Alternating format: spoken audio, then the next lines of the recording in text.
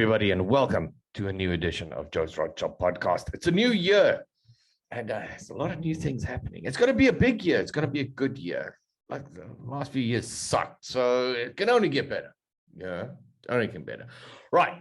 So first off, there's going to be a bunch of changes. We are changing all the SA Hot Rod stuff. We're going to be running under a new logo soon, so you'll start seeing the change happening over the next few weeks. It's just we're expanding our market a little bit. So, and there's a lot of stuff happening this year. So obviously we want to bring everything in together. So you'll see there's going to be a new name, and there's a new name for the TV show and everything. Yes, TV show. You can see the ads are running on Ignition at the moment. So that's going great. I'm off for the next 2 weeks to finish off the last bit of shooting for the show. And I'm really excited. This is going to be a very good one. All right. Now, first off, last week's show. So I got some people that were unhappy with the way the last week's shows went. So I just need to explain what happened. So when I shot the interview with Jackie Schechter, obviously we tried to do it on Zoom like we normally do, like these. But it was a lot of load shedding going on, and there was bad weather going on the whole time. And obviously the fact that Jackie has got a hearing issue, he needs to read my lips. And the time delays just didn't work it. So we did a straight off interview, which I didn't complain because I got to spend some time at Pablo Clark, which is absolutely phenomenal. So sorry for the fact that the camera set up or kicked out towards the end. Unfortunately, I wasn't set up to do an interview like that. It's such a long one. I was busy shooting different stuff for the TV show, so we were set up a little bit differently at that stage. So yeah, but still, it was great speaking to him. Jack is such a cool guy, such a nice guy, so down to earth. Love him to bits. Absolutely love him to bits. And thanks for all the nice messages and stuff we got from that podcast. So yeah, very glad that the guys actually liked the interview. I mean, obviously the guys on like Spotify and stuff didn't know that was a camera issue. Anyway, they just heard the conversation. So on to today. All right, now, so LM7s, LS1s. The day of the 350 is coming to an end. They're just not manufacturing them anymore. And that means that the 350 box and the Turbo 350 and the Turbo 400 days are actually numbered as well. So supply is going down. This is becoming a problem because what do you use? So I have been over the last few months working hard, and there's a bunch of stuff happening at the moment. Some cool stuff coming out for this year. But we had Gearbox issues. And I thought, you know what? Why not just talk to like the biggest guys? So I got hold of Rusty from TCI Automotive. Now, TCI Automotive is the gearbox department.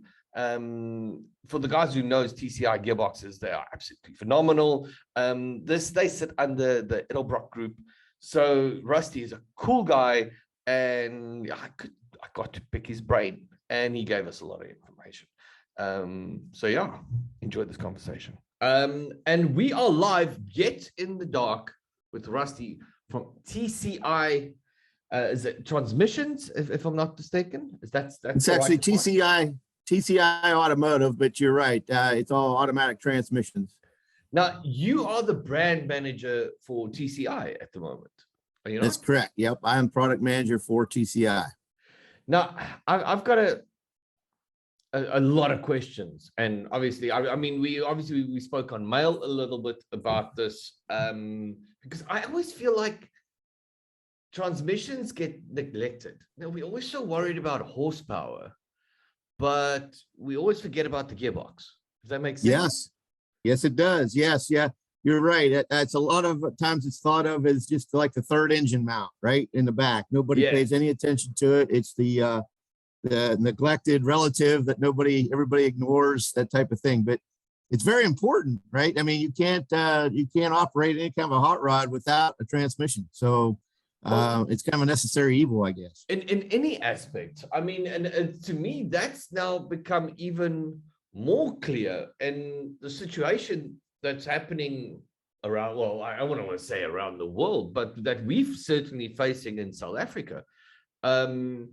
Transmissions are becoming a huge problem Because I mean, obviously there's the automatic or manual the options and all this type of stuff, but it's just, how can I put it? Just over the last few weeks for us, hold on, maybe let me go back a step. All right, so in the mail, like I sent you, the go-to V8 has always been the 350 Chevy, and the go-to transmission was the 350 box, the 350 combo. I mean, it was like a staple everywhere.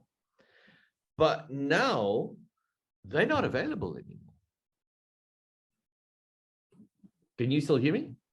Yes. Yep. Yeah. I can hear you. So now they're not that available anymore. I mean, the biggest selling LS motor, or I want to say LS series type of motor in South Africa is the LM7. Obviously, we've got LS1s, LS2s, and LS3s. And with that is the the LT4, no, is it the 460 or the 480 box that comes with that? Yep, a 4L60E typically is what would come with that. Yeah. So, but obviously technology's moved on. I mean, it's not like the old day where you buy a manual box or like a 350 and you slap it in your car. Now you need controllers and all this type of stuff, which means guys get scared because there's technology, you know? I understand. Yep. So I read through some stuff that you sent me, and I get what you're talking about. You're right. So if you're looking at the old, small block, the 350 turbo was the easy way to do it, right? Not much you needed. A vacuum source sometimes is all it really took, or you could manually shift it. No electronics at all, but you're right. On the like the LM7 LS style engine, if you're going to get a takeout package, it's going to come with exactly what you said, a 4L60E, which is an electronic gearbox. But I'm not sure how to help you as far as taking the fear out of it. But it's really not that difficult. So I can give you a little history. Yes, the 350 turbo, was the gearbox that was behind the older small blocks, and then they actually in the early 90s, I'm going to say, early 80s, they started adding an overdrive, and they called it a 700R4. And if you look at those two transmissions, it's basically a 350 turbo that had a overdrive added to it. So now, which is kind of nice if you're going to do any highway running, now you can have that overdrive. But the internals of it and even the externals of it even looked a lot like the 350 turbo. They would fit in a lot of the places, the same places.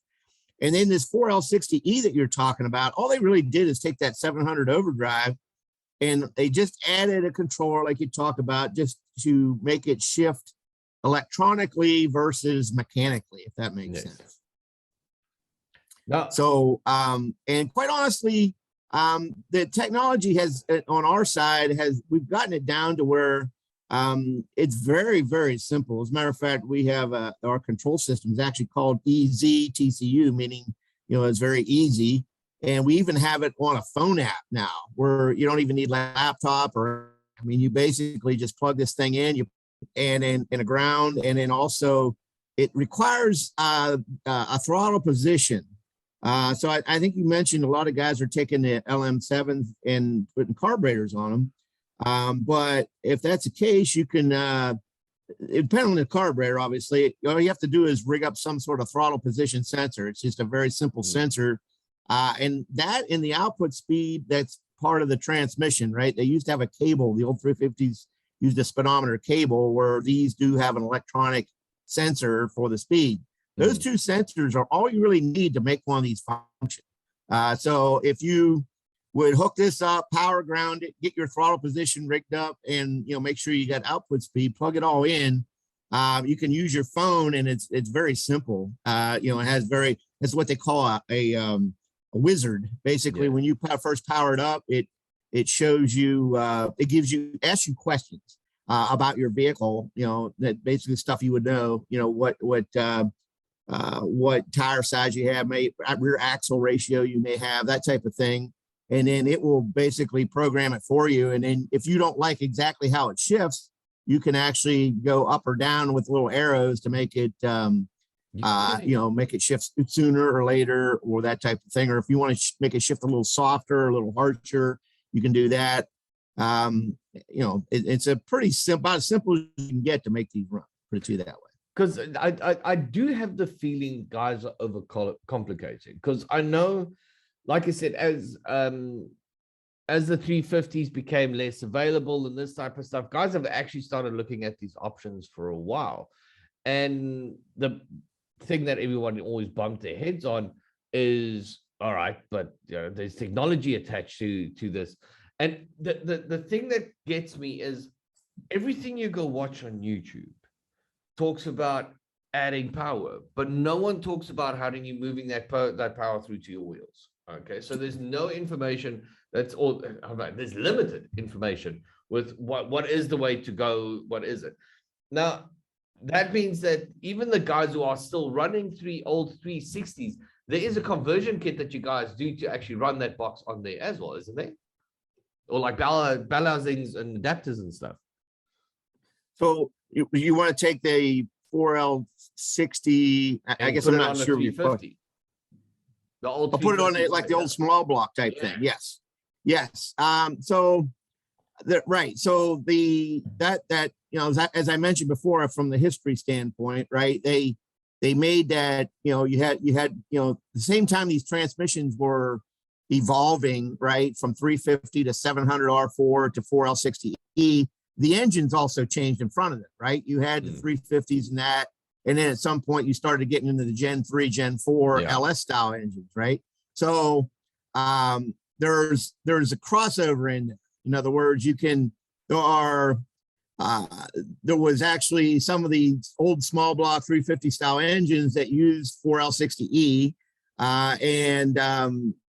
so there wasn't really any the other way. In other words, there wasn't any LS engines, the Gen 3, Gen 4s that use the old 350 turbo, but it's very close. Bell housing actually bolts right up, right? So we bolt the transmission to the engine.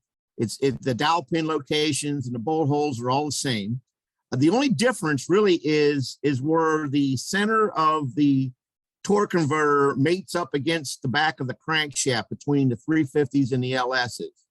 So when they did the LS engines, they actually shortened the crankshaft up about 10 millimeters, right? So if you look at the back of an LS engine, you look at the back of an old small block or big block even, that crankshaft sticks back further away from the back surface, the flat surface of the block, about, like I said, 10 millimeters. So, but know that where the torque converter actually bolts to the flex plate and also the teeth for the starter ring, those are actually in the same, what I'm going to call vertical. In other words, it difference small blocks and the LS.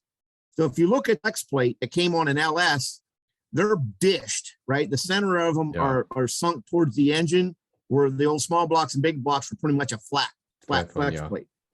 So, and the only other change that they did do, even though that diameter, that plane where the torque converter bolts, there is a different bolt pattern, right? And so the small blocks and big blocks, they kind of had a 10 3, we call, the English size, 10 3/4 inch diameter. And then the big block stuff was kind of 11.5 inch diameter. The LS only used one pattern. It was in between. It's about 11 and a 16. It's actually, I think, 281 millimeter diameter. So it's actually in between. But again, if you can actually, a lot of times to adapt one, you can just kind of turn the converter on the flex plate a little bit and find a whole place where you can line the holes up. And it's not a big deal to convert one to the other.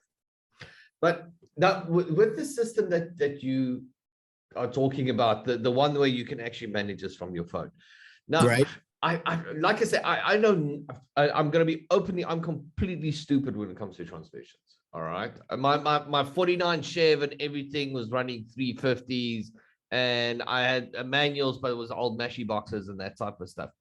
Because guys are now sitting and they're going, yeah, but can I use that gearbox in a race car?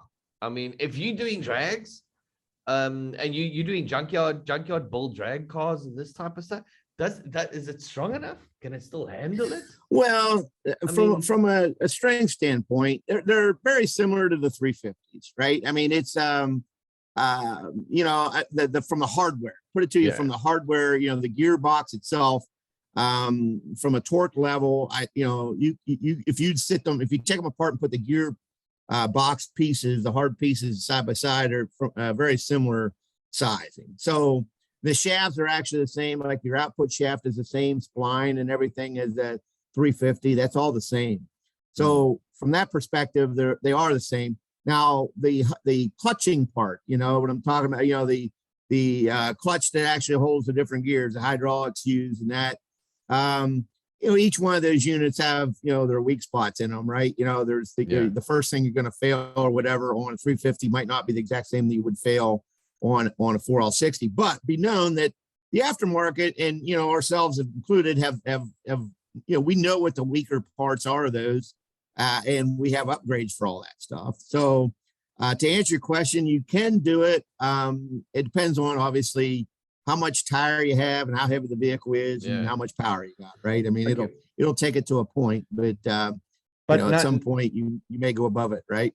Now you just piqued my interest, because now you're saying upgrade. So does that mean you can, if you buy a junkyard, because look, all the motors, the majority of the motors we're getting are like Silverados and this type of stuff, which means obviously everything was ratioed based on trucks and stuff. Doesn't matter what application or anything we're shooting them into. But does that mean that if you've got one and you're thinking of adding a little bit more horses to it, that we can just jump on TCI site and there's packages and kits and stuff available? Yes, we do have some of that stuff available. It's kind of going to depend on what you want to do. Yeah. You know, and we have complete transmissions as well, right? Yes, you know, I know that way, but yeah. So, yes, to answer your question, and there are just like the 350s, right? They're you know, shift improved. What's nice about the controls, I guess I should point out, is that you can actually beef up the transmission like hydraulically. So you can if you remember, like the old 350 turbos, a lot of guys, what they would do is they do like a shift kit, right? Where they would actually like drill some holes out and stuff to make them shift a lot more firmer, right? That would keep you from slipping and, you know, burning the clutches up. So you can actually simulate that with your phone now on that app that I was talking about, where you can actually just electronically boost the pressure and make it shift a lot more firmer with just your phone without taking the pan off and changing the fluid, you know, getting any fluid on you or anything. So you can actually do that. So by doing that, you can, you know, prevent it from, you know, having too long of a shift and start slipping things, you know, clutches and bands and things. So that's a very easy upgrade that you can do without even getting your hands dirty. Oh, that's beautiful. Now we're talking, we have to talk about new ones. Now, you guys have a range of transmissions available. And I saw the price range. I was looking at the price range and stuff. What is the big difference? Is it just the amount of power that they can handle?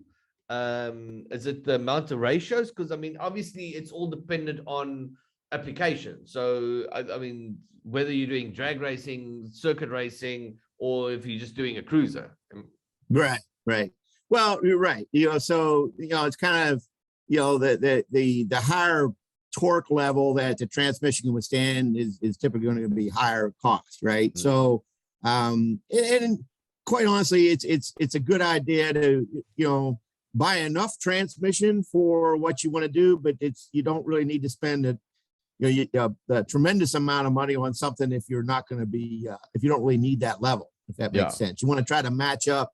You know, spend your money wisely, right? You know, if you make sure you got enough to cover what you're doing, but don't get an excessive amount of torque capability if that's not what you're going to be putting through. Well, you kind of, because you're not going to reach it unless you decided that you want to go start running, you know, 1,000, 2,000 horsepower and stuff, you know, or you're not going to reach that. Then there's no point in having that. Am I right?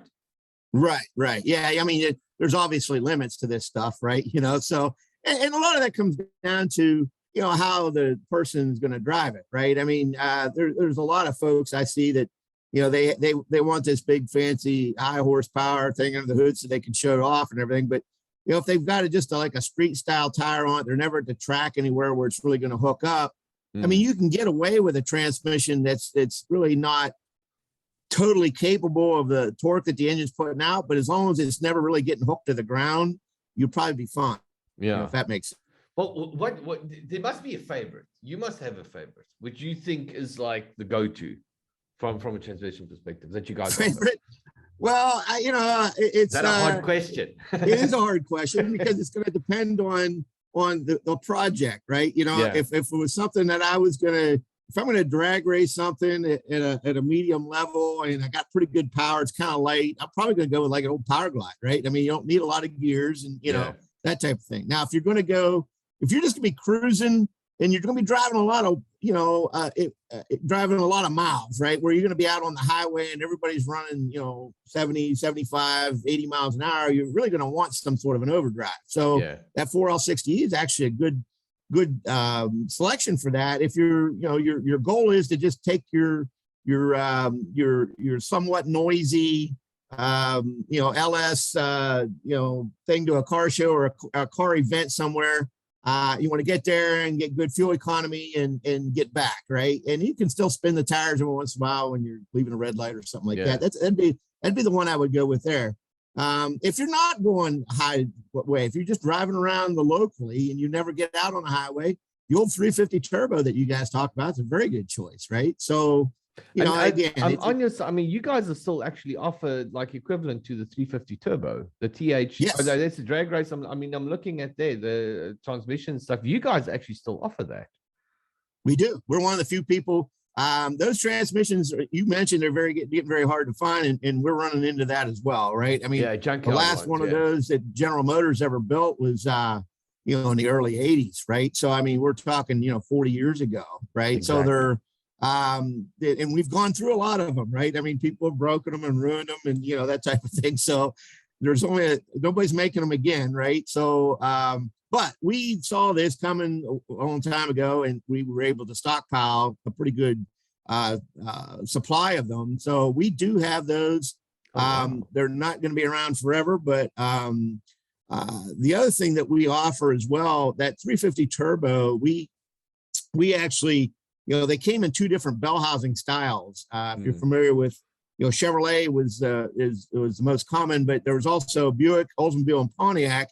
Yeah. And they're similar but different. The dowel pin location and the lower bolts on the bell housing are the same.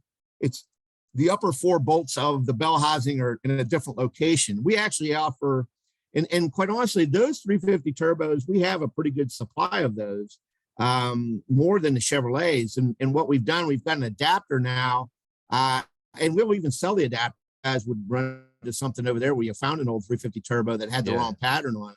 We have an adapter that would adapt that Buick Olds Pontiac style bell housing to the Chevrolet engine, the old 350s or even LS actually. I had that a few years ago where I bought a 350, and when I tried to match it up, it didn't work, and it turned out it came out of a Pontiac.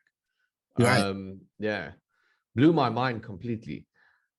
So we have an adapter. It's a very simple plate that goes between the bell housing and the block. And then you can actually bolt the trans to that plate or the other way around. You actually bolt the plate to the block and then put the transmission up and bolt the trans to the plate. And it works really well. Now, I've got one more question is manual. Okay, we all know the US are not big manual fans. You like your automatic? Well, I actually am. Yeah, my race car actually is a 4-speed manual, but exactly. Well, that's different. If you're a race car driver, then except for the flappy paddle guys, no, it's really going high tech. Old school 4-speed, 5-speed manual boxes. And I recently learned that because in the old days it used to be like, I think it's called the Meshy box. Was always the go-to, the manual box. And I've recently learned, and especially in the drifting application, the strongest box that the guys can actually put into their cars, 5-speed, comes out of a Nissan 350Z. Right. Yep. Yep. The T56 is actually a Tremec unit. Yeah. And it was in a lot of different applications. There's a Yeah. lot of different ones. That same gearbox has a lot of configurations where you can bolt it to a lot of different things.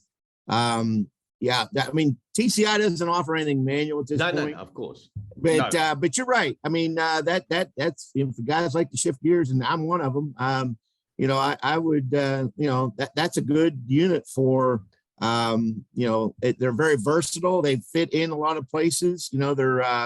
They package, I guess, very well in a lot of hot rod applications. And you're right. They're very durable. So that's a really good application. If I'm asked, what race car have you got? I've actually got my dad was a drag racer back in the 60s, and he raced a gasser, a 1955 Chevy called the Bad Banana. I actually still have that very same car. I still have that car. That car's been in the family over 50 years. Oh, I love gassers. And there was a time when it sat for over 30 and moved around from some shops with, all part and with dust and boxes and stuff packed in it. And about 11 years ago, I dug it back out and started running it again. And that's the current car I'm running. So it's an original gasser from the 60s that I can currently run. It's a 4-speed car. I had electronic fuel injection on it not electronic, mechanical, the old Airborne style fuel injection. It was actually a Crowler manifold. But right now it's currently got a single 4-barrel carburetor with a 383 small block in it. So I hope you know now I'm going to stalk the shit out of you, okay? Because I love gases, okay? Like seriously. Yeah. I love it. Yeah. But yeah. We've got absolutely no place to race them. All you could do is do a gasser and drive on the street, and it's cool. And I guarantee 99% of people have no idea why your car's nose is so high in the air in South Africa, which is makes it even better. So thank you so much. I mean, you've cleared up a lot of stuff. I was hoping, when I got hold of you, it's like I spoke to so many guys, and guys that, like I said, they just get scared because it's shit, can't find that. What are we gonna do now? The world's coming to an end, and then you start going, well, this is available, and they freak out because now you're talking about technology. But the phone application and stuff, I think what I'm gonna do is I think let's link it up with a podcast. So guys can actually link straight into your website and have a look and see this product. Because I think this is the thing that we've been looking for. You've shine a light on a big problem for the local guys. Right.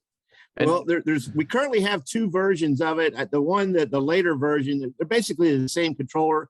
So there's 2 ways that you can there's one that actually has a little handheld device that you can, if you didn't have it, we actually developed that before the phones were so popular, right? Yeah. So we've had this for a while. So the handheld version is it plugs in and it's got a wire on it, right? That's the easy do the same TCU thing basically and do all your tuning. But the one we're selling a lot more of, and the one that I would encourage anybody to do is to kind of eliminate that in the handheld portion of it, and just everybody's got a phone now that's got the capability of doing it. It works better anyhow. So that's the wireless one. I'm on your way. I'm on the site at the moment. So that's the wireless easy TCU transmission controller. It might say Bluetooth on there or something. Yeah, that's the one. Correct.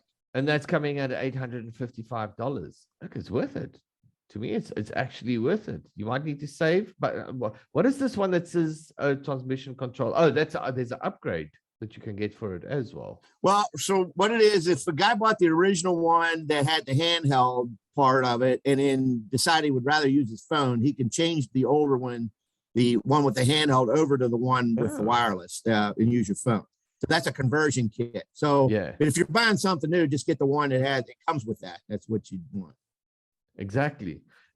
Now all we need to do is convince someone in government to reduce our import taxes so it doesn't cost us double by the time it lands. Yeah, I don't know that I can help you with that. Yeah, I know. Don't worry. I've got other people I want to scream out about that one. So that's it, Rusty. Thank you so much, man. I mean, this was seriously informative. You actually opened my eyes up on a lot of stuff. I had a long conversation about guys in dirt oval track racing and all this type of stuff. And like I said, the gearboxes have become a massive problem. So at least there is, like I said, there's a light at the end of the tunnel, you know? Yes. Yeah. And we're actually working on another version, even that it was going to come out here a while. It may even be a little bit simpler. But you know, that there's definitely a need, exactly like you just said, you know, that there's a lot of folks out there that are, you know, scared, I guess, more than anything of this technology. So we've tried to make this as simple as we can. And we may even be able to make one that's even slightly more, less complicated than this one. But I think most anybody, if you can operate a phone, you can probably figure this out. It's pretty simple. There's not many knobs to turn is the best way to put it to you, right? Unfortunately, we still sitting with a large amount of hot rod guys and this type of stuff that wish they still owned the old Nokia 2110, because that was the last phone they actually understood, you know. One where there was just buttons that you pressed and then you answered. Yeah, God, yeah, you know? I'm with you. I resisted for a long time, but it finally I couldn't get away from it. Exactly, you can't. But listen, when that comes available, I mean, I'll check out. Obviously, I'm on all your lists and stuff for new products and stuff coming out. Man, then we'll get you back on the show and you can tell us about that. If you guys absolutely, yeah. Maybe we can fix it where I get my camera working. That would be even better. Yeah. Go hit that settings system again. Rusty, thank you so much. Maybe I need to update my app or something. I'm not sure. See, again, I'm just as scared of this stuff as everybody else, really. You know what? Look, I'm a Mac guy, so I'm like you're sitting on the wrong platform thingy. You know, Bill said no. Okay, you can't have video. So thank you so much, man. You have a good day, and yeah, great to have you. Yeah, we'll talk again. I enjoyed it. We'll do it again. I promise.